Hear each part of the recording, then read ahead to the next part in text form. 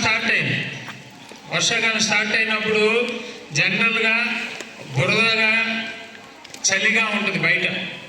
ఆ బయట చలిగా బురదగా ఉన్నటువంటి సందర్భంలో ఆ బయట ఉన్నటువంటి పాములు కావచ్చు, మండ్రగబ్బలు కావచ్చు, కాలుజెర్లు, తేళ్ళు, ఇలాంటి విష పురుగులు ఇవన్నీ కూడా ఏం చేస్తూ ఉంటాయి?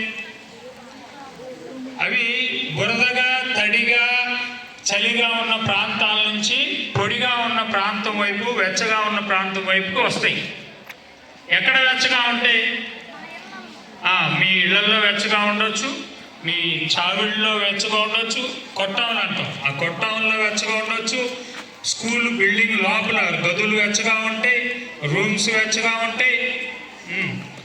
షూస్, వెరీ గుడ్, షూస్ లోపల కూడా వెచ్చగా ఉంటుంది. ఇంకా వెరీ గుడ్, బ్యాగుల్లో కూడా వెచ్చగా ఉంటుంది, గోతాల్లో కూడా ఉంటుంది, వెచ్చగా ఉంటుంది. ఇంకెక్కడ ఉంటాయి?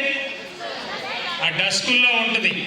ఇలా ఎక్కడైతే ఆ చలి నుంచి, ఈ తడి నుంచి, వీటి నుంచి తప్పించుకోవడం కోసం ఆ విష పురుగులు కావచ్చు, ఏవైతే ఉన్నాయో అవన్నీ కూడా పొడి ప్రాంతాలకు వస్తాయి. కాబట్టి మీరు ఏం చేయాలి? షూస్ వేసుకునేటప్పుడు షూస్ శుభ్రంగా గమనించి దులుపుకోవాలి. బ్యాగుల్లో గబక్కని చేయి పెట్టుకోండి. బ్యాగులు జిప్పులు తీసేటప్పుడు కానీ, జిప్పు పెట్టేటప్పుడు కానీ లోపల ఏమన్నా ఉన్నాయేమో చూసుకోవాలి. డస్కుల్లో చూసుకోవాలి. రూమ్స్లోకి వెళ్ళినప్పుడు మీరు వెంటనే డస్కుల్లో చేతులు పెట్టడం, కింద బల్లల కింద గ్యాప్ ఉంటుంది, ఆ గ్యాప్లు ఏమైనా పడుకుని ఉంటాయి, అక్కడ కానీ అన్నీ అబ్జర్వ్ చేయాలి. సాయంకాలం స్కూల్ వదిలి వెళ్ళేటప్పుడు మీరు రూమ్స్లో కిటికీలు కానీ, కింద వాటర్ బయటికి వెళ్ళి అవుట్ ఫ్లోయింగ్ ఉంటాయి, ఆ రంధ్రాలన్నీ పోడ్చాలి. కిటికీలు చక్కగా వేయాలి. ఏవి లోపలికి బయట నుంచి రాకుండా ఉండాలి. ఎందుకంటే మన స్కూల్ రూమ్స్ వెనకాలంతా పొలాలు ఉన్నాయి. పొలాల్లో ఈ వర్షానికి తడిగా ఉంటుంది కాబట్టి ఆ తడి నుంచి, చలి నుంచి, బురద నుంచి తప్పుకోవడానికి, రూముల్లోకి రావడానికి ఆస్కారం ఉంటుంది. కాబట్టి అవన్నీ మనం జాగ్రత్తగా చూసుకోవాలి. మీరు ఇళ్లలో కూడా పూరీలు ఉన్నాయనుకో, సూరుల్లో ఏమైనా పెడతా ఉంటారు, గబక్కని చేతులు పెట్టకూడదు, అవన్నీ చూసుకోవాలి. ఎందుకంటే మరి అలాగే మనం చీకటి టైంలో కూడా రోడ్ల మీద ప్రయాణించేటప్పుడు కూడా రోడ్ల మీద గమనించి వెళ్తూ ఉండాలి. కాబట్టి మీరు ఈ వర్షాకాలంలో చాలా కేర్ఫుల్గా ఉండాలి. స్కూల్కి రాగానే పరిగెత్తుకుంటే టాయిలెట్లోకి వెళ్ళేటప్పుడు కూడా జాగ్రత్త గమనించాలి. టాయిలెట్లు కూడా ఏమైనా ఉండొచ్చు, టాయిలెట్లు కావచ్చు, ఈ వాటర్ ట్యాప్ల దగ్గర కావచ్చు, వాటర్ ట్యాప్లు ఉన్నాయి కదా, అక్కడ కూడా చూసుకోవాలి. టాయిలెట్లు జాగ్రత్తగా గమనించాలి. ఎక్కడ యూరినల్స్ వెళ్ళేట రూములు జాగ్రత్తగా గమనించాలి. ఎక్కడైనా రంధ్రాలు ఉన్నాయంటే రంధ్రాల్లో పడుకుని ఉంటాయి, ఆ గోడ పగుళ్ళు ఉంటాయి కదా, ఆ పగుళ్ళలో కూడా పడుకుని ఉంటాయి. మొన్న ఎప్పుడు ఇక్కడ మన వెనకాల కొంచెం గ్యాప్ ఉంది, అక్కడ ఒక పాము కోసం ఉంది. కాబట్టి ఇలాంటి ఈ దగ్గర వెనకాల ఉంది.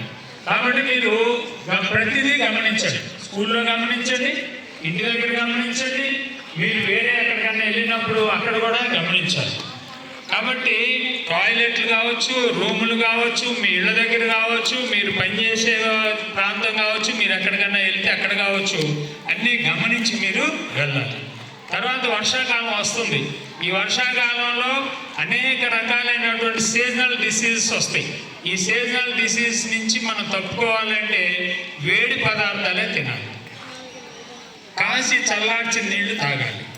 ఈ దోమలు, ఈగలు వాడినటువంటి పదార్థాలు ఏవి కూడా తినకూడదు. అవి తింటే ఏమవుతుంది? ఏమైంది? ఆరోగ్యం పాడేది, రకరకాల వ్యాధులు వస్తాయి. కాబట్టి వాటన్నింటినీ మనం తప్పుకోవాలి అంటే చాలా అవేర్నెస్గా ఉండాలి. రూములన్నీ నీట్గా ఉండాలి. మీరు కూర్చునే ప్లేస్లో ఎక్కడ చిన్న పేపర్ కూడా కనిపించుకోదు, అంతే డస్ట్బిన్లో రావాలి. ఇక్కడ ఏదైతే ఉందో మీరు ఇంటి దగ్గర కూడా అట్లాగే నీట్నెస్గా అలవాటు చేసుకోవాలి. కాబట్టి మన ఆరోగ్యం ఎవరి చేతుల్లో ఉంది? Very good. మన ఆరోగ్యం మన చేతుల్లోనే ఉంది. మన ఆరోగ్యం మన చేతుల్లోనే ఉంది. కాబట్టి మన ఆరోగ్యాన్ని పరిరక్షించుకోవాల్సిన బాధ్యత ఎవరిది? మనదే. ఎవరి ఆరోగ్యం వాళ్ళదే. ఇప్పుడు మీకు ఏదైనా బిస్కెట్లు తినాలని ఉంది, మీ ఫ్రెండ్ని అడిగితే 10 రూపాయలు ఇస్తాడు. ఆ 10 రూపాయలు ఇచ్చి కొనుక్కుని రేపు అప్పుగా ఇవ్వచ్చు. నీకు జ్వరం వచ్చిందనుకో, నీ జ్వరాన్ని ఎవడన్నా అప్పు తీసుకుంటాడా? చెప్పండి. ఎవడి జ్వరం వాడిది, ఎవడి అనారోగ్యం వాడిది. అనారోగ్యం అప్పులే ఉండవు. డబ్బులకైతే ఎవరు రేపు ఇస్తాం ఎల్లుండి ఇస్తాను అప్పు తీసుకుంటాం. కాబట్టి ఆరోగ్యానికి ప్రత్యామ్నాయం ఏమీ లేదు. ఎవరి ఆరోగ్యం వాడిదే. ఆరోగ్యాన్ని సక్రమంగా ఉంచుకోవాల్సిన బాధ్యత ఎవరిది? మనదే. ఎవరి ఆరోగ్యం వాడిదే. ఉంచుకుంటారు? జాగ్రత్తగా ఉంచుకుంటారా? రైట్.